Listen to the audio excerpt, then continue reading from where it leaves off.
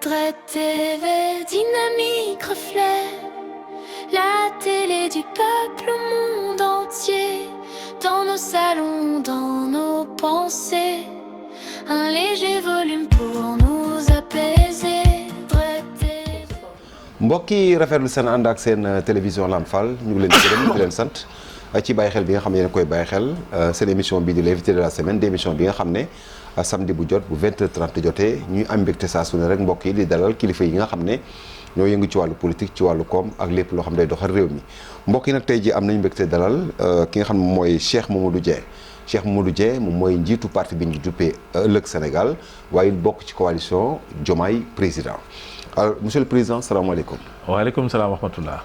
voilà monsieur le président ginnaaw bu ñu nuyoo ba noppi alors laaj bu njëkk bi dafay jëm ci jamono ji son excellence président Bassirou Diomaye Faye di président de la République du Sénégal waaye it nekk président seen coalition di Diomaye président di def benn tournée ñenn ñi jàppee ko xëy na tournée économique mënees na koo tuddee noonu ndax it am na yenn ci ay chantier yoo xam ne nemmeeku na ko ak yooyu yëpp d'abord bu njëkk ban jàngat la ñu mën a am wala bokk lal jeexital la ñu mën a am ci li nga xam ne moo jëm ci tournée bi ca Tambacounda. waaw tournée bi président di def. ci région de Tambacounda. moo topp ci tournée bi mu defoon tournée économique bi mu defoon. ci région de Ziguinchor. bi mu demee région de Ziguinchor aussi gis nañ ne population yi maanaam ak yi ne teeru nañ ko. gënoon a yàkkamti aussi wax jafe-jafe xëy na yi nga xam ne ci zone boobu. moo fa ëpp solo. comme kilifa réew mi moo ñëw. occasion la waroon aussi ñu mën na def seen i doléance wax yi nga xam daal buñ sañoon ñu teel ko saafara. rek visite bu mu def Ziguinchor visite bu amoon succès la. en tout cas ñun ci dégg-dégg yi ñu ci am ci population yi seede. donc gannaaw ba mu defee loolu mu dem aussi ci région de Tambacounda. dinaa ci jàngat bi ci njëkk. mooy région yi nga xam ne ñooy région yi nga xam ne ñoo périphérique. yi nekk ci frontières yi. xëy na sax man nga ne région yi ëpp jafe-jafe ci Sénégal. loolu yittey président la. ndax xam ne région de Ziguinchor bari na problème. ci wàllu économique. ci wàllu sécurité. ci wàllu enclavement donc booba bu fa njëkkee. ku bàyyi xel jafe-jafe yi nga xam ne askan mi ngi koy dund la. mu jógee foofu dem ci région Tambacounda. muy Sénégal oriental. ñu sësaloo ak Mali. donc région la boo xam ne aussi ci lépp lu ko nit ñi gisee. mooy région bu bari quand même ay jafe-jafe la. ay jafe-jafe la mais aussi monsieur Dieng doguma la xam nga gis ab président di def tournée ci région yi c'est pas la première fois. suñu fàttali ko lu yàggul Macky Sall doon na ko def ay tournée économique. dem ci ay diwaan inauguré extra mais il se trouve que souvent nit ñi dañu jàpp ni du ma ne day rax politique mais souvent ay mbir la yoo xam ne day am waaye suivi bi du am. souvent ay dégg dana ci am ay promesses am ci ay mesures yu ñu ci jël. mais à la suite maintenant kenn du ci gis la suite là je veux dire. waaw loolu wax nga dëgg loolu kañ mooy dëgg bi. li ñaan yàlla xëy na mooy ñu ñaan tournée yi mu def. wuute ak yi nga xam ne ñoo fi daan am. xam nga peut-être yéen génération boo xam ne ñoo leen xaw a mag tuuti. donc ñun xaw nañu fekk yéen lu ngeen fekkewul. tournée économique président Senghor moo ko fi njëkkoon daan indi. loolu yàgg na. booba ay xale lañu. mais dafa nekkoon ay vraie tournée économique. maanaam bu ñëwee du am mobilisation du am t-shirt du am sabar du am yëpp xew. ku ne bëgg a gisee ak président. chef religieux yi fii. li naan communication traditionnelle. géwél yooyu bëgg ñoom it seen i audience yi bopp nangam xumb yooyu. yooyu jamono yi président Senghor yooyu amul woon. c'était de vraie tournée économique. bu daan ñëw d'ailleurs day ñëw def fa une semaine ba 10 jours léeg-léeg même plus. logé chez le gouverneur moo doon libérer la gouvernance ñu amee temps seul ko président garde rouge yi fa la ñuy nekk ak yëpp. d'ailleurs da doon tax sax ñu nekk ci région yi. di xaw a dund un peu li waa Ndakaaru di gis. maanaam président buy fanaan fii di yeewu ànd ak i garde mag yooyu. yooyu ñun on se souvient bi da gën a nekk xale. yooyu bu xëyee di jël département par département. bu teyee mu jël Xombol bu subaa mu jël Kayar bu subaa mu jël Nangam nga xam ne bu fa demee population yi. dañuy poser problème fa poser nekkoon lépp ci zone boobu. ci wàllu école ci wàllu ndox mi ci wàllu courant ci wàllu jafe-jafe yi nga xam ne ñoom dañ koy dund au quotidien population yi nga xam ne régions yi nga xam ne dañu xaw a sori Dakar espèce de est-ce que sax loolu du moo jiitu moo relancé problème mu décentralisation yi ñuy wax ndax boobu population les vraies populations autochtones yi nekk ci base bi ñoo doon jàkkaarloo président wax lan mooy seen ittee ak lan mooy seen soxla yooyu c'est une vraie tournée économique. Tout à fait. Bon président Wade bi mu ñëwee on n'a pas vu tellement ça gisuñu formule bi président Senghor defoon gisuñu président Wade def ko président Macky Sall moom bi mu ñëwee dafa def moom ay conseil interministériel décentralisé mu doon aussi lu ci ëppoon nag xumb-xumb yi ëppoon. waaw politique bi bëri woon na ci jël ay car jël mobiliser ci village yi ñëw sotti drapeau yi wane sa bopp ci wàllu politique force voilà pancarte yi leader bu ne def voilà oui diw avec le président Macky Sall merci pour le kii nangam yooyu alors yooyu on a vu que à l'arrivée bariwul njëriñ ndax gis nga comme ni nga ko waxee am na ñu ne ay digge la taalal ay milliards yu bari xam naa boo demoon sax YouTube ba xoolaat milliards yi nga ñu diggee woon bari woon na loolu daal di xëddeen demoon nañu ba xayma diiwaan bu ne sax la mu soxla voilà loolu yëpp jaar na fi mais avec le temps et le recul da ngay seetlu ne amul efficacité donc président Diomaye bu ñëwee ne moom lay def rupture ne day def tournée économique nañ ñaan yàlla que mu nekk de vraie tournée économique comme ni ñu ko xamee woon jamono bu njëkk ba jamono ay Senghor ak yooyu. ok nga xam ne les vrais problèmes de la population la ñuy poser sans démagogie sans folklore sans yi xew yi am ci politique bi léegi xam nga politique dafa xew ku nekk ak sa feem ku nekk ak sa façon am na ñu di sax ay fas yu fecc yooyu gis nañ ko ci mobilisation yooyu alors léegi ñun li ñuy ñaan mooy président ni mu ko defee Ziguinchor mu defee ko noonu Tamba c'est-à-dire raconter les acteurs à la base li nit ñuy dund ñu wax ak président face à face ne ko ñun ko suñu problème nangam et cetera mu xam directement lan mooy préoccupation yi nga xam ne ay kii ndax nit boo leen jiitalee da ngay jéem a xam aussi li ñuy dund lan la mais aussi dafa am affaire boo xam dafa may jaaxal aussi monsieur Dieng mooy xam nga l'état benn chaîne la état bu Sénégal c'est vrai que d'accord naa il est bien des fois que président wàcc sur le terrain mais au fond aussi bul fàtte ni que dans chaque région il y a ce qu'on dit gouverneur il y a les départements am ay préfets il y a les sous-préfets il y a les techniciens les chefs de service et autres là alors est-ce que à travers cette chaîne là président la muy déplacé wu pour même xool de visu est-ce que mënul am peut-être le rapport qu'il faut pour xam dëgg-dëgg diwaan bu ne la mu soxla nga yaakaar waaw ñooñu xam nga ñooñu ñu ngi def seen liggéey ndax le gouverneur de région moom presque moo représenté président ci zone bi mu nekk donc problème yi posé wu ci région dana koy remonter dina def ay rapport envoyé ko gouverneur envoyé ko ministre de l'intérieur ministre envoyé ko premier ministre envoyé ko président dafa gudd yooyu administration boo xam ne fi moom la fi tubaab bi bàyyi woon tout à fait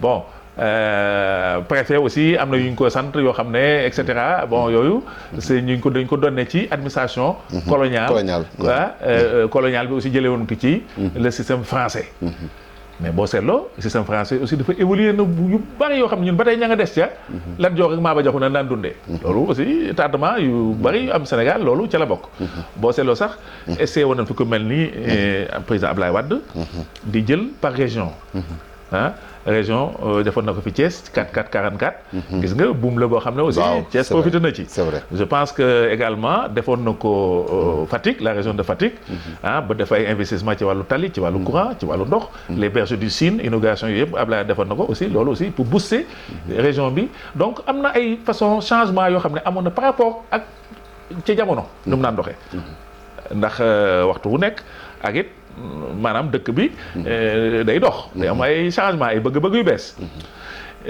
mais def naa li ci ëpp solo man ci wàllu nit la ak mu fal ok waaw nga maanaam occasion boo xam ne président day ñëw ci région bi dal gouvernance di gisee nit ñi au quotidien nit ñi mën a taxaw ak moom di ko wax face à face les vrais problèmes de la région les vrais problèmes du département yoo xam ne dana nekk à côté rapport yi nga xam ne moom la gouverneur ak préfet yi di def ndax ñooñu c'est le côté formel c'est vrai xëy na sax am na yoo xam ne duñ ci mën a yegg voilà mais boo waxtaan ak les acteurs yi nga xam ne ñooy dund affaire yi sur le terrain au quotidien je pense que langage bi voilà mën na wute te day complété voilà c'est ça day complété de côté très formel le préfet le gouverneur ak seeni rapport en tant que administrateur civil li leen jàngal ENAM ni ngay remonter les informations et cetera ci autorité bi ak nag ñi nga xam ne ñoo nekk président kat fii moom dara doxul tali yi doxuñu tàngam école yaa ngi problème sécurité bi nangam ak nangam wax la au quotidien nga xam ne yow boo demee day mottali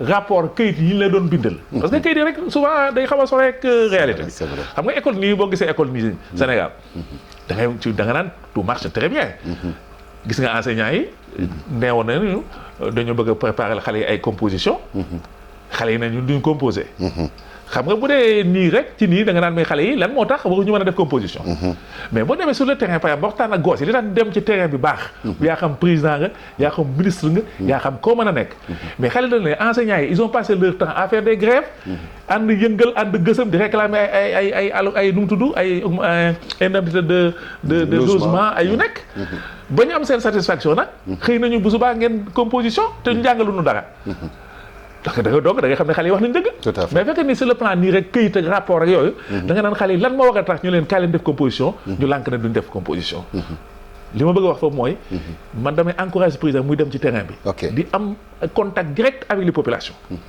buuru Maroc noonu la doon def Sa Majesté le roi Hassan II parce que man yàgg naa ci foofu dafa am yoo xam ne les sujets marocains maanaam moom sujet la ñuy wax ñun am citoyen la ñuy wax ñoom boo amee roi da nga naan les sujets marocains dañ daan am contact direct avec le roi di ko wax lan mooy seen problème seen jafe-jafe ñu day logement yi métti na nangam dafa seer dafa nangam ñuy xool comment on peut faire pour améliorer conditions yi population yi loolu nag day ñëw nekk à côté les rapports formels li préfet di def gouverneur premier ministre kayit yooyu ñu lay remonteel lii da koy xaw a maanaam mottali ba nga xam li xew réellement ci terrain bi donc man tournée yooyu vraiment damay ñaan yàlla kañ président gën ko multiplier léegi au passage en passant 4 kii fête de l'indépendance Thiès lañ koy defee c'est vrai ren waaw moom lañ waaw man fa laa jógee à 3-4 jours gis naa ñu ngi defar tali yi voilà mi ngi am ay tuuti ñu ci voilà yooyu donc man lu ma rafetlu la voilà c'est ça oui mbokk yi ñu fàttali leen ni sunu gan di Cheikh Mamadou Dieng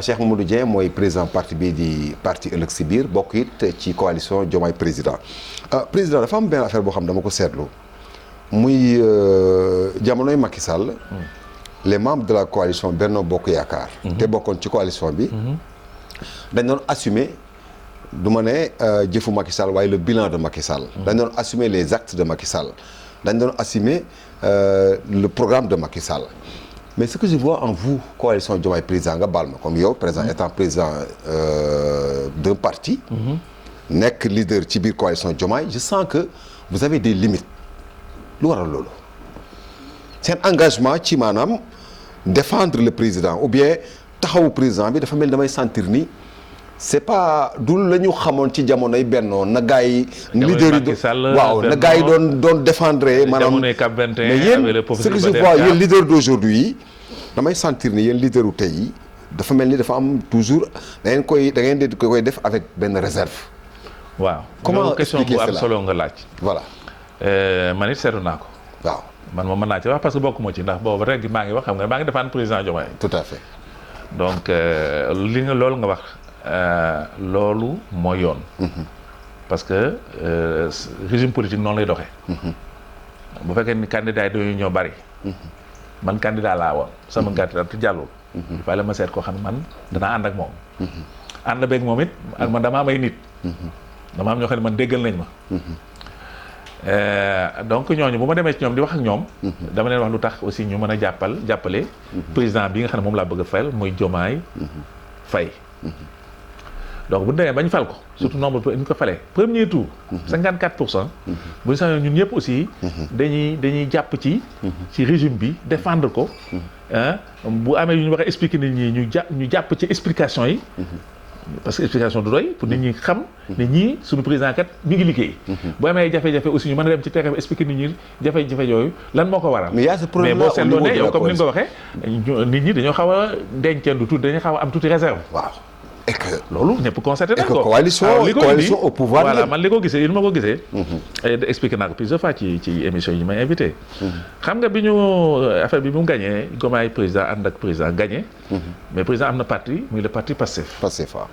bon donc nature victoire bi ñu am pouvoir bi ñu am. moo xaw a expliqué loolu. dañu dawal tuuti mu mel ni coalition Diomaye aussi. voilà dañ ko am fu ñu ko wax ak yemloo maanaam yow mission jeex nga fal nga président. yow jeex na c'est fini. sa mission jeex na. bon alors que waa coalition Diomaye bi nga xamante ci laa bokk ñun dañoo jàppoon ne bu ñu ànd ak président ba fal ko. comme disait Ousmane Tanor Dieng jamono yu Macky Sall. dëgg on a gagné ensemble on gouverne ensemble. ñun acteur la ñu bëggoon a nekk. te jàpp nga ni jàpp ne ñoom c'est passif. loolu aussi dafa indi benn espèce de dichotomie. mais aussi est-ce que jàppoo président Ousmane Sonko. rencontré la coalition Diomaye président au Méridien président. ñun ñëpp ñu ngi toog. boobu la ñuy waajal élection. député yi pardon waaw. mu ne ñu moom liste député yi. waa Pastef lay dugal. waaye du dugal coalition. te dañoo baaxoo woon non seulement que dañoo ne coalition moo gagné. ñu nangu ko ak ñu bañ ko nangu. mais ça c'est les faits c'est le factuel. dañoo ànd ne coalition Diomaye waxuñu Pastef Diomaye parce que Pastef dañ ko tasoon. amuñu woon récépissé. donc récépissé ñeneen récépissé yeneen parti lañ jël donc ñoom dañu soxla woon coalition bi. donc bu ñu demee ba nga xam ne ñun suñu gis-gis coalition bi gagné na. coalition bi dafa war a associer à la gestion du pouvoir. ma doguma la foofu nga baal ma dama bëggoon tey mu doon occasion pour ñu leeral coalition Diomaye est-ce que yéen ni koy gars yi di faral di waxee saa su ne maanaam nañu diriger ensemble est-ce que ci biir coalition bi amu leen quota boo xam ne jox nañ leen ko ci état maanaam quand je dis cela mooy ñu nommé nañ ñenn ci ay PCA ay directeurs généraux wala ay ministres. est-ce que ci biir coalition bi amu ci tey. man gisuma ko. di kenn. man gisuma ko ñi nga xam ne daal ñoo gën a acteur parce que man ku ma xamal ci coalition bi barewul. parce que non seulement maa ngi fi depuis le début. def campagne élection présidentielle. fu ne plateau bu ne yëg naa fa di défendre Diomaye président etc. donc man ku ma ci xamul c'est que bon tu n'es pas très. da ngaa bëgg a wax ni jamono jii ngay wax ak man jamono yi may wax man personnellement koo xam ne man vraiment da nga nekk non foofu sax li may wax nii sax sori na c'est le président Ousmane Sonko qui nous a dit que moom il va avec son parti ñenn ñi mer je te donne le cas de maître Moussa Diop tout le monde ñu ngi ko dégg ci télévision bi jour boobu bis Moussa président Ousmane Sonko waxee ba pare ñi njëkk a tontu. ci la bokk en disant que loolu baaxoowuñ ko parce que raid solitaire amatul toutes les victoires c'est des coalitions. Ablaye Wade bi mu gagné dafa àndal la CAP 21. Iba Der moo ko jiite woon. Iba Der n'était pas PDS. c'est vrai. am déet. cadres yi aussi ñu organiser leen autour de Macky Sall. moi j'étais pas PDS je venais du Renouveau démocratique bu Djibo Ka. donc bi ñu ñëwee avec le FAL tout ça on a vu je pas la peine de rappeler. Macky Sall aussi ñu rejoindre leen la mouvance présidentielle. dañu mettre dans une structure de réflexion stratégique parce qu'on était des cadres politiques des voilà. mu am lu ñu mën a apporter sur le plan de la réflexion stratégique mu am ñu créer lu ñu tuddee cellule initiative et stratégie. ñu accompagner le président di ko conseiller di ko digal. sur les secteurs de l'enseignement la défense le nangam. loolu la ñu baaxoon. Macky Sall bu mu gagné dafay indi. Benno Bokk Yaakaar. Moustapha Niasse jiite ko. Moustapha on a vu qu'il était président de l'Assemblée nationale. Ousmane Tanor Dieng mu ngi yore woon au conseil de nangam. donc am na nu ñu doon gérer ensemble le pouvoir. parce que c'est un pouvoir politique. où il y a quand même la place pour tout le monde. c'est vrai. en tout cas pour beaucoup. c'est vrai waaw donc mooy fekk na dafa nekk affaire boo xam ne dafa mel ni maanaam gungale ba nga falu rek nga ne laa ne ko bon baax na léegi abal ma saabu raxasu bon jàmm ak jàmm ba beneen yoon. loolu xam nga kenn du ko mais moi aussi j'ai un problème monsieur Dieng. parce que aussi yàlla dogal na tey jii coalition Diomaye la ñuy wax. Diomaye président mooy ki ŋànk nguur gi téye nguur gi. waaw mooy ki joxe cër yi. ndax su ma juumul. il est le président de la République est la seule personne à nommer au poste civil militaire n'est-ce pas. alors léegi voûte des institutions. alors léegi moom coalition bii nga xam ne mooy coalition Diomaye. man dafay xaw a ëlëm sam bopp bi ñu ne ma amul kenn ci ñoom ku am ndombal tànk ci nguur te ba léegi coalition boobu doon coalition boo xam ne njiitu réew mi ci boppam moo ko tax a jóg. waaw mooy li ma la wax c'est-à-dire man de ku ma ci gis ñu jox la boo bokkul Pastef xëy na da nga am relation d'ordre personnel. ak Ousmane Sonko. wala nga am relation peut-être d'ordre personnel avec le président Diomaye Faye peut-être mën naa ne sax avec le président Ousmane Sonko parce que président Diomaye Faye gis nga mi ngi quand même souhaiter à ce que la coalition Diomaye président l'accompagne ci lii mu ko dénk muy pouvoir bi mu yore bëgg na coalition Diomaye bi ko fal accompagner ko. Il l'a dit et ils sont en train de l'organiser autour de Mimi Touré. jamono ji ñu ngi ci moom. jamono ji ñu ngi ci. waaw et je trouve que c'est cohérent c'est une tradition au Sénégal de ne plus faire les raids solitaires boo demee def coalition ba gagné. da ngay fexe coalition boobu accompagner la. di défendre la défense à l'illustration de la politique du président de la République. ok et c'est utile. c'est utile alors léegi. loolu bu amee. waaw mooy xëy na xam nga yaa ngi naan am na ñoo xam ne dañoo xaw a denceen lu tuuti dañoo xaw a réserver daal toog xaw a jàpp seen jàmbur. mais parce que ils ne se sentent pas impliqués. alors léegi yàlla dogal na. coalition Diomaye ñii ci nekk ay kilifa. ay leaders politiques. ku mel ni yow. ak ñeneen. alors léegi yéen vous comptez dem ci situation bi ba kañ parce que aussi wax nga ko léegi.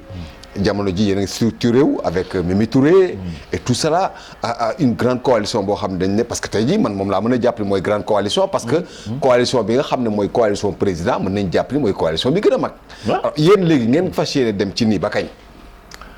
waaw non c'est-à-dire ba kañ parce que aussi. li nga wax dëgg la aaday nguur yi fi jaar yëpp moo doonoon. coalition une majorité présidentielle. bu koy gunge. bu lay accompagner. ci kaw nag nga def leen ay cër ci nguur voilà. alors yéen léegi amu leen ko léegi ba kañ. non ba kañ bañ autant que xam nga ko lëngoo neex na mais ko bàyyi mu dem ak mbagam. xam nga loolu wala fa jaay lépp. waaw loolu dëgg la. bon donc je pense que li ñu war a def.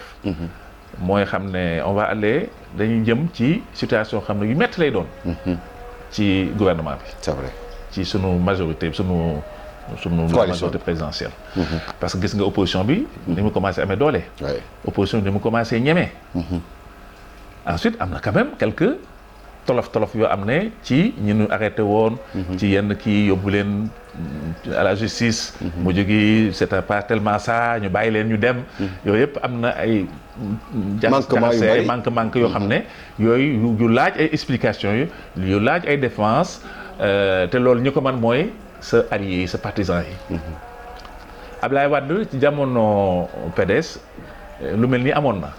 espèce de 6 quoi bu ñu. leen ci moo bi baat bi.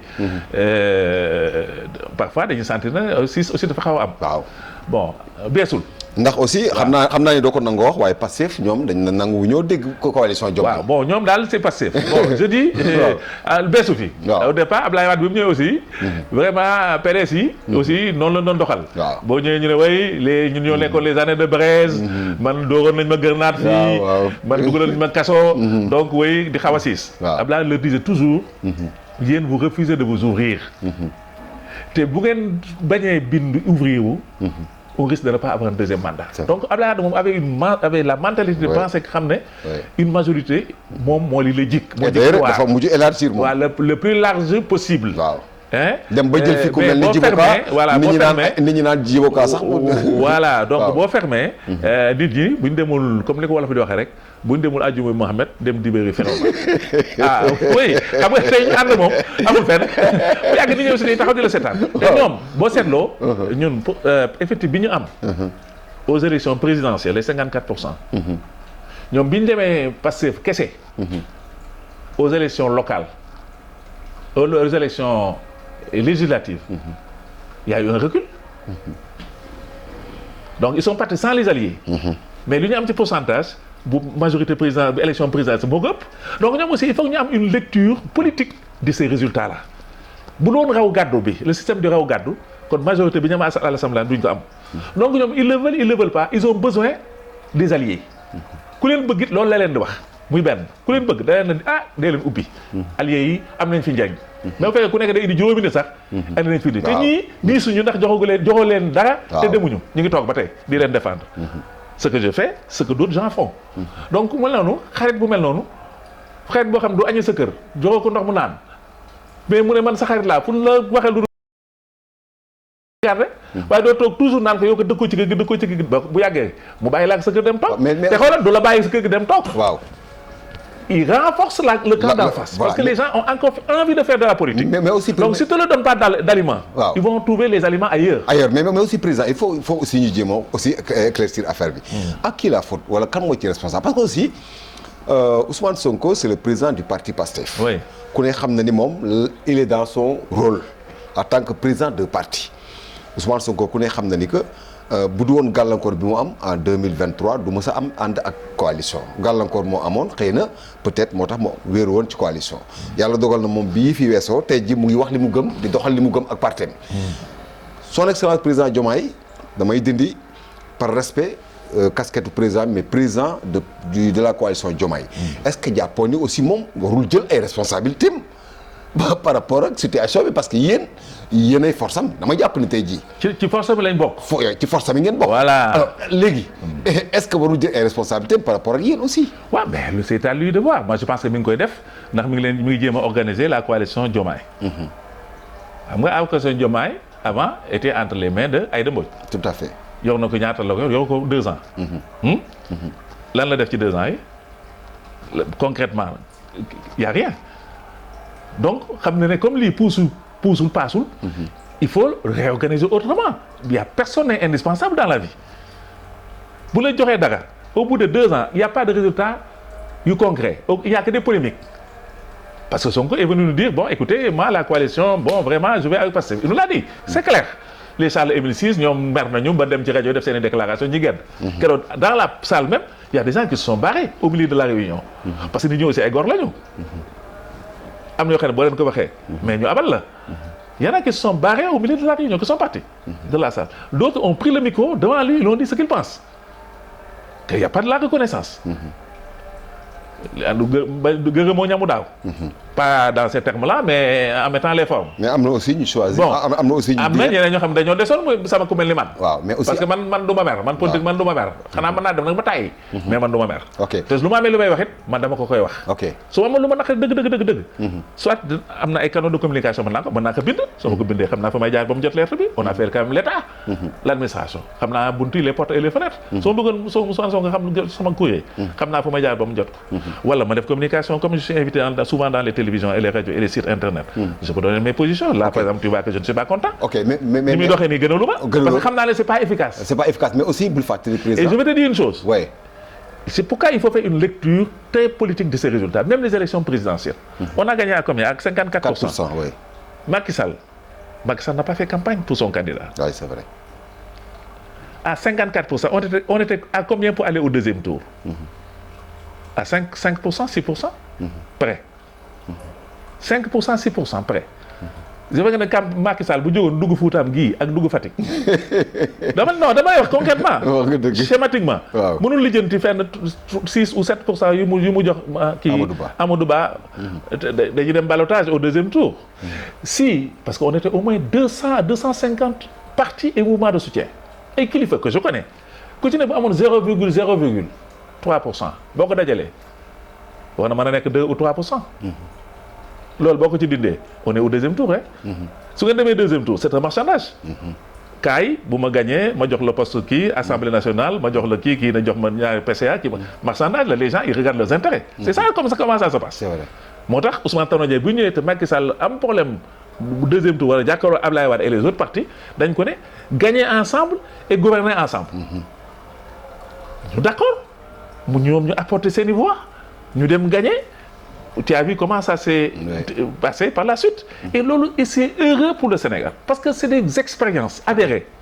man xam naa fi kàngam yoo xam ne li ñu xam fi ñu jaar ak li ñu mën a apporter dëkk bi ci xalaat mais du jeex. ok te ci dëkk bi lañ dëkk. dañoo war a am cër. même sans ñu bokk ay coalition Diomaye ay nangam dañu am droit. ci ñu cëral leen ci dëkk bi parce que da am lu ñu mën a indi. voilà faut pas voir le poste qu'il gagne. déedéet loolu tiitalul nit ñi. parce que dañuy jaar nañ ci ay responsabilités. c'est vrai mais le potentiel qu'ils ont encore. ok mais aussi conseil. mais aussi président moo wax fàttali la benn affaire. seen coalition bi actuellement wax nga bi waxi Mimi dina nañu Aïda Mbodj teg fa Mimi Touré mais aussi polémique bi dafa bari aussi ci Mimi Touré bi ñu fa teg. te li ci gën a doy waar mooy waa Pastef seen bopp ñooy attaqué Mimi Touré. jàpp ni kooku c'est un adversaire pour ñoom. le fait que ñu teg ko foofu seen kanam. bon xam nga peut-être ku nekk sa opinion mais pour man Mimi daal comme il a la confiance du président. et ça tout le monde le sait.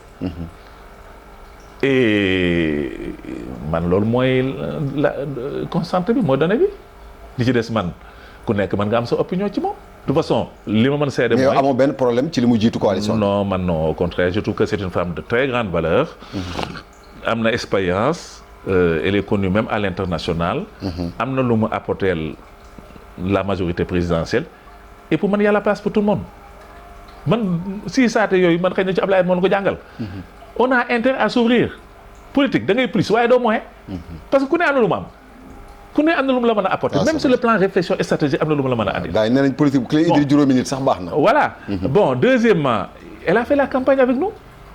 bah je l'ai vu ay mu sol jiinam sol jaketam di ànd ak gaañ yi di ne ci fanaan ci àll bi di et cetera mais kooku mënoo ne adversaire la. kooku boo ko waxee bon peut-être man saa tàngaay man du ma ko wax. man pour man c'est une compagne elle nous a accompagné la amoon démb digganteem ak Sonko. waaw bon loolu c'est pas que nous tous on a nos aussi. voilà nous tous peut-être on a souvent mais xam nga politique yooyu moom boo ko dee xool. kon Mamadou Diop du doon ministre Ablaye Wade. ah ça c'est vrai. loolu boo ko doon xool Djiboka du nekk ministre Ablaye Wade du nekk ministre Ablaye Wade ça c'est vrai. boo ko doon xool Ablaye Wade du ñëw prêter serment ba pare taal otoom. waaw dem Louga. di seeti yaayu Abdou Diouf. c'est vrai. ba ne ko Abdou Diouf sax damaa bëgg mu représenter ma. c'est vrai benn réunion bu am fële Égypte. chef d'État waa faa daje. ma bëgg moom président Abdou Diouf moom moo may demal. représenter jëma foofu. ca réunion ba ndax man dafa am lu may lijjanti fii biir Sénégal politique peut-être loolu la ko yàlla sédd noonu la demee. bon léeg-léeg ba parfois da ngay xaw a parce que suñ classe gi ne ren oui mais kii li mu def président nangam mais y a un problème aussi monsieur Dieng. gis nga maanaam foofu il faut aussi nga am loo ci wax ak génération actuelle bi. dafa mujj mel ni fayantoo bi tey maanaam démb yaa ma defoon tey doo xaj. wala démb yaa ma defoon tey ma def la. dafa mel ni c'est vrai que tu as raison mag ñi démb ñoo gënoon tolérant. parce que exemple bi nga ma wax léegi daf ma touché. Djiboka demoon ba jamono Ablaye Wade def ko ministre. Mamadou Diop. demoon ba jamono Ablaye Wade def ko ministre. donc tey dafa mujj mel ni. génération actuelle bi nanguwuñ ko ñoom ne. ku démb kuy sa adversaire rek warul xaj ci yow. alors que c'est pas le cas. mais loolu xam nga manque de culture politique am na ci. c'est vrai il y a ce problème là quoi. manque de culture am na ci. bon si aussi am na ci. waaw c'est ça. waaw am na gars ñoo xam ne bon. waaw moi je le comprends hein. ndax xam nga aussi bu fekkee ne ñoom aussi jotaguñ dara. bon quand vous êtes nombreux là daa mel ni boo amee benn misu buru là si on est deux bon c'est bon ku nekk da nga am benn moitié. nga xaw a naan kaasu ndox di nga suur. waaye si on est 4 5 6. ku nekk benn coppati bon am na ñoo xam ne côté boobu aussi. comme c'est dooguñu. man ko comprends man souvent nos amis là dañ ciy waxtaan. ñu naan way gars ñi dañuy siis gars yi dama ne non dañoo gisagul dara. bon parce que. Bon il y a pas tellement les postes. bon ni ñuy doxee peut-être don de soi moom la ñuy wax don de soi dangam gars yi dañ koy wax nii rek mais voilà bu ñu sañoon nit xam naa. mais aussi bul fàttali aussi am na benn mot boo xam ne aussi ça a été un peu gênant ci aussi alliés yi le fait que le président du parti Sonko ne ku fi yaakaar poste jarul nga fiy ñëw. kàddu googu waxoon na ko aussi. waaw loolu kàddu googu aussi non dégg naa muy wax loolu. waaw. mais ndax am na lu ñu fiy sédd kenn et tout cela. ça aussi non les gens ça un peu déstabiliser quand même yenn alliés yi aussi quoi. waaye li ma la wax la rek. xam nga pouvoir yaatu na. man ce que je dis. on peut y a la place man damaa jàpp ne y a la place pour tout le monde. pour tout le monde. c'est les compétences. on en a besoin. ouais. Franchement, moi je viens de sortir d'une très grande panne de voiture en ville. Le jeune qui m'a dépanné et d'ailleurs qui me l'a fait gratuitement après, j'étais très ému parce que il m'a dit non def naa ko addiya. dafa tàmbali rek. ma ne ko yow fan nga jànge oto. mu may expliquer Massalikul Jinaan bon à l'époque sëkk ba la tuddoon. sëkk ba wala terrain foyer. ñi mu juddoo Dakar sama âge xam nañ lan mooy terrain foyer xam nañ lan mooy sëkk ba. ndax dex la woon. ñu bari xamuñu ko. dañ ko sëkk. fi la Lebu yi doon jullee it. ma ne ko non mu ne ma li tax père nga laaj ma loolu ma ne ko non parce que damaa gis bi nga ñëwee rek ni nga la oto bi ni nga ko xoolee rek diagnostic bi nga wax te moo am. compétence boobu nga am. moo tax ma defoon ne da nga jàng ci centre japonais yi ñuy jàngal wetu wala CICES. qui forment des éléments des jeunes extraordinaires dans les métiers. et loolu sax centre dañ ko war di multiplier. c'est vrai. quand on a des compétences. on peut toujours servir. c'est vrai. il y a toujours une place pour toi. c'est vrai. dans le domaine bu nekk caméraman. journaliste. c'est vrai. quand on est compétent. c'est vrai. on doit pouvoir te trouver un rôle dans le système. moo tax ma ne ku ne da boo bëggee poste bul ñëw. waaw man du ma raisonner noonu. damay naan nous avons besoin de toutes les compétences. parce que compétence bu ñëwee rek di nga am foo leen dugal. sama gis gi noonu la. bon ku nekk nag yow t'es responsable de ce que tu dis. man li may bañ rek. mooy rupture bi naroon a am ci diggante alliés yi nga xam ne vraiment man je les ai vus pendant la campagne. ci koor gi. li ñu daj. avec les moyens personnels. parce que li ñu baaxoo élection sax d'ailleurs je dis toujours dama koy tooñee gaañ sax ma ne yéen du ngeen laal xaalis yéen passé bi seen loxo yi ci concoo la tàgg ana les fonds de campagne waaye yéen fonds de campagne jamono Ablaye Wade maa ngi fàttali ak Macky Sall ci koor gi waaw donc loolu baaxawuñ ko Sénégal ñoom chance bi ñu am nit ñi dañu ñëw def sa don de soi joxe seen xaalis joxe seen alal topp àll bi campagne bi ci koor gi donc ku mel noonu bu ngeen gañee ba noppi moom moo la gën a xam ne ñëwul woon pour poste. C'est vrai. C'était plus facile avec Macky Sall. C'est jamais vu au Sénégal. C'était plus simple avec Macky Sall. Ouais. Macky Sall, on l'a combattu durement. Partout, sur tous les plateaux, sur le terrain, les marches, les nangam, ay coalition, Ñoo Lank, F24. On a combattu Macky Sall. Si les gens l'avaient renforcé ñi def loolu. bu na ay postes rek xëy na mën a war ñu ko mën a am. donc ñooñu boo leen añalee loolu. man loolu man mënuma ci d'accord. C'est vrai. man je pense que il faut respecter les gens. li nga xam ne jàpp nga ne dans le système. mën nañ ko occuper comme fonction comme rôle ils ont les compétences ils ont le profil mais ahlan wa sahlan. C'est vrai. Si on n'en a pas besoin nga honorer leen. Voilà. parce que wax ju neex. sarax la. sarax la. waaw fajul aajo waaye. dàmp na xol. dàmp na xol waaw mais nit ki boo ko xamalee mel ni moom dafa ñëw dafa xiif sonn. nga koy wax yenn yi man day duma ko digal benn responsable. benn responsable voilà c'est ça oui. alors léegi li des ci émission bi bëreetul mais dama bëggoon balaa ñuy daaneel élection locale c'est en 2027. locale c'est en 2027. bon ñun ñamoon nañu yéen léegi da ngeen fas yéeneen noppi nii rek. wala noppi wuñu parce que il nous avait dit que moom il va avec Pastef donc. ku bokkul Pastef duñ la tabb. waaw léegi coalition Diomaye bi laa wax. léegi ñu ngi jëm ci élection présidentielle. élection locale. waaw ñun on est des chefs de parti. waaw on a des militants. donc ñoom buñ la tabul. moom bu fekkee ne logique président Ousmane Sonko la wax. waaw ne moom Pastef lay demal. waaw ku bokkul Pastef te nga bëgg a doon maire. wala nga bëgg a nekk conseil municipal man xam nga man conseil municipal laa woon fii ci HLM. waaw xam nga yéen di coalition Diomaye ngeen wax. waaw Sonko beroon na le ak Pastef. waaw yéen kay léegi xanaa président Diomaye ngeen war a wax. loolu président Diomaye bon moom pour l'instant li mu bëgg. waaw mooy ñu ko accompagner ci la majorité présidentielle. ci lii muy liggéeyal Sénégal wàllu président de la République. voilà c'est clair hein le rôle c'est ça. waaw waaw am ngeen it rôle ci élection locale yi. waaw léegi waaw parce que y a un fait politique boo xam ne non dama lay wax moom. li ma gis ne. moom la bëgg. waaw mooy li fi daan am. CAP 21 Iba Der ko jiite woon. Il y avait les responsables de partis et mouvements affiliés ñu bokk la CAP 21. tous les 2-3 mois ñu rencontré le président Ablaye Wade nangam xëy na bu amee benn poste bu génn benn PCA wala dara loo xam ne aussi. parce que yëf yi nag jëmul àlaxira. bon léeg-léeg am na yoo xam ne bu xawee possibilité tu as le profil. ñu yóbbu la fa. ñeneen ñi xaar wala ñeneen ñi yaakaar. loolu moo fa nekkoon. bon dina am ay kii yoo xam ne bu xoolee ne tel mi ngi dans la CAP 21 il a le meilleur profil qu'un PDS.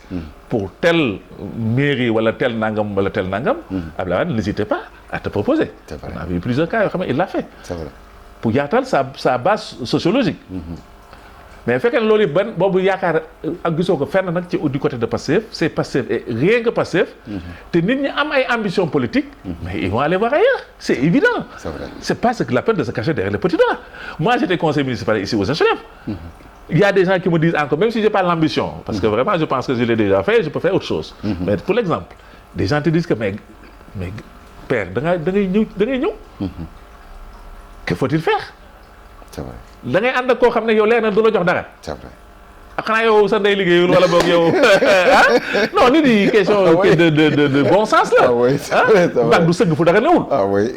am na c'est vrai. surtout bu la ko waxee de façon claire xam nga bu ñu bàyyi woon noonu rek. c'est vrai. man je sais que damay jox sama exemple rek ah. du may xëccoo loolu. parce que jaar naa ci. man xam naa ne conseil municipal même maire bu fekkee da ngaa nekk maire bu jub. maire bu jub de. waxuma maire yi jaay wër ay cantine di suñu marché HLM gi yëpp daggate nañu ay cantine jaay ko nit ñi ñu yëg ko mu naqari ñu. léegi on va voir pendant les élections yi. ces gens qui ont fait ça ils vont voir hein. Les populations. c'est vrai ah donc waxuma loolu mais dama ne maire boo xam ne da nga liggéey normalement ci sa mairie. mais tu ne peux pas t'enrichir avec une mairie. Un maire doit servir les populations et non se servir. c'est vrai. de machin et malheureusement loolu moo commencé nekk da ngay gis maire boo xam ne mais bi ñuy fal fii surtout ñun les derniers là nos amis là ñoo xam ne seen kër yaay leen dëkkoon benn pantere ci ginnaaw néeg bi mais léegi c'est des millionnaires fan la où est-ce qu'ils ont pris l'argent c'est vrai et ça on les voit et ça on ne les laissera pas faire c'est vrai cette fois-ci on sera très présent sur le terrain politique ñu xool nag kon daal mën nañoo jàpp ni coalition Diomaye bi moom élection locale du dina am ay candidats de duñu nangu lu ñu nangu woon nee na la du ma ànd ak yow loolu kay c'est clair man sama Pastef laay àndal non man gëm naa ko parce que aussi c'est très clair alors l'avantage lan la différence avec Diomaye c'est que Diomaye au moins lui il nous dit moi j'ai besoin de vous je veux que vous soyez la majorité la coalition Diomaye président pour m'accompagner pendant les années où je serai président de la République. Okay. Donc ces gens-là travaillent à côté du PASTEF qui a aussi ses objectifs politiques et d'organisation de partis. Man je pense que polémique ça waru ci am. waru ci am voilà. Ok alors président dernière question ñu Sénégal nag jamono ji xam nga dañoo am raaya. ñaareelu raaya ci wàllu Coupe d'Afrique. waaw yàlla dogal nag vraiment mu nekk mbégte ci réew mi yéen ngeen nekk ay leaders politiques mbooloo topp seen ginnaaw loolu yaakaar naa ni raaya la boo xam ne aussi. rafetlu nga ko bu baax a baax. waaw xale yi kañ mbégte bi ñu andil. keroog heure bii sama kër fii. vraiment dama génn jubilé. wax xale yi dëgg la. donc mën ñu lu gërëm leen rek. xamal ne sigil nañu Sénégal. Ablaye Wade bi xale yi demee génération ñoom Fadiga. Henri Camara et autres. En 2002. neen leen man li ma nommé ci ay ministre affaires étrangères. xaw ma nu mu toll. waaye li ngeen def pour lancer tour Sénégal. benn ministre. musuma ko defal. donc football dootul rek foo nii rek. déedéet. gis nga Marocain bi leen gañee. foofu daa mel ni nit dafa dee. waaw. xam nga man foofu dama leen a xam ndax jàng toog naa fa juróomi at. ñoom boobu dara waaye nit ku ñuul fekk leen seen dëkk boobu. gañe leen jël coupe bi ne coppet coupe bi dem ñibbi alors que dañu préparé woon lépp fii maanaam bu ñu gañee bay dem sax bus bi nga xam ne moo waroon dugg pour ñu def seen jubilé. dagg noonu ci kaw bus bi noonu yëpp préparé woon nañu. c'est vrai. xale yi ñoo këpp seen yalwaan. yalwaan waaw. ba pare duma leen duma yu metti parce que ñoom defe na ne surtout booy yi nekkoon ci tribune bi. mais xaw ma nag gis nga image yi. gis naa ko waaw. ñoo cookee xeex bi. booy yi wàcc ci terrain bi nag. reyante ak ñoom nag wan leen na nag. on nous tue mais on ne nous déshonore pas. ça c'est vrai. donc l'un dans l'autre cela montre que Sénégal. vraiment nit ñu am solo. ñu bëgg seen réew. ñu bëgg seen dëkk. ñoo fi nekk. c'est vrai. xale yi. lii nu def lu rëy la. c'est vrai. ñaan yàlla rek. coow li nag am na. waaw sunu xaritu marocain yi man sama xaritu marocain am na ñoo xam ne sax man dañ maa fay saaga. waaw kenn ki ma ne ko yow football la tax nga dama saaga ak yow ba nu xaritoo bañ bokkee école. nga nekkoon sama xarit léegi tey football tax na parce que da nga maa saaga ma ne ko léegi bon d'accord daa leen muñal parce que. comme gagné nañ leen. c'est vrai. alors mais li ma bëgg rek. li tax coow li jeex. moom laa sas xale yi. damaa bëgg bu ngeen demee coupe du monde. waaw. foofu ngeen di waate nag. daa mel ne jéeg yi waat la. foofu ngeen di waate. waaw France laa bëgg ngeen lappal ma leen ba ñu nooy. bu ko defee gaañ yi naar yi xam ne. waaw du dóor France. waaw. ñoom kon du leen jaaxal. wax nga dëgg. donc voilà, vraiment nañu continuer mag ñi aussi ñaanal leen. voilà. am na nañu def ay débat ci voilà football bi yooyu. mais jamono moo dox. waaw moo dox boo xam ne. waaw. football daal. dafa bokk day boole ci voilà dafa bokk ci non seulement gis nga cohésion nationale bi. day boole. nga xam ne boo demoon sud du Casamance nga dem Tamba nga dem. waaw foo mën a dem. waaw les foyers religieux que diine yooyu sax xale yi gis nga.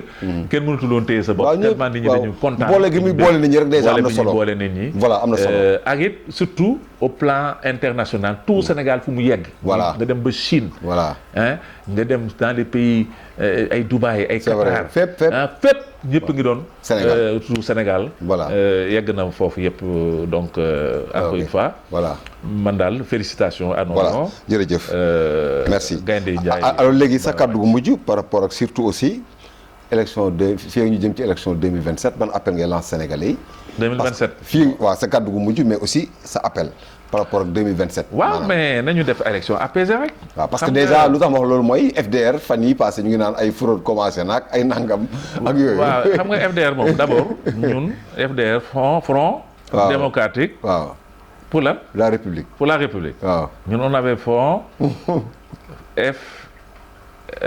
FNR. Front national. de la République. waaw donc ñoom ils nous ont plagié un peu. waaw. pour jël na sunu tur. bon li may wax daal mooy. Sénégal li fi mu nekkoon problème muy fichier électoral. fichier. débat boobu nit ñi dépassé nañ ko. le fichier est fiable. parce que fichier bu def ñetti alternance. à 95,50%. c'est un fichier fiable. donc sàcc élection moom mënatul am Sénégal. il faut aussi vraiment ce débat boobu ñu dépassé ko. la ca des moo ñu travailler à ce que ñu def ay toujours ay élections yu civilisées. apaisées. bañ fi indi benn fitna. ñu fal mairie élection de proximité la. il faut aussi état-major politique xam loolu.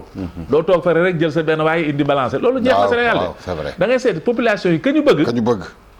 nga tegal leen ko ci bu fekkee ñu sawar a wote. c'est vrai wote boo xam ne ci jàmm lay am ak ci salaam lay am. parce que c'est des élections de proximité. ok alors donc man loolu laay souhaité. voilà. mënoo sañoon nag. nos amis de Pastef. nu àndee woon ci présidentielle. ñu àndee ko ci élection locales yi. associé seen alliés yi. loolu diisul te mën naa nekk. moo gën ñu jël ay risques.